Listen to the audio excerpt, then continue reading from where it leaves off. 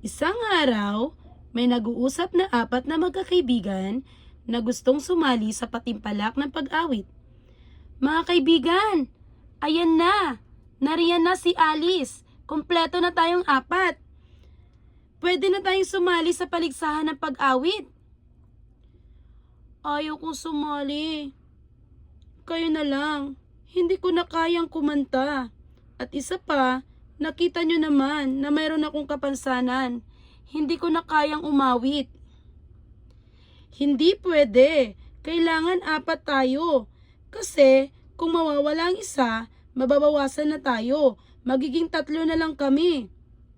Kaibigan, huwag ka mag-alala. Andito lang kami. Hindi ka namin pababayaan. Okay, sige. Sasali na ako sa inyo para hindi magkulang ang ating grupo. Kompleto na tayo.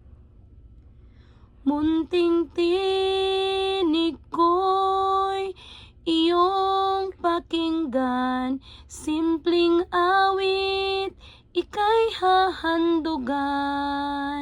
Pasasalamat ko'y sa'yo, ako'y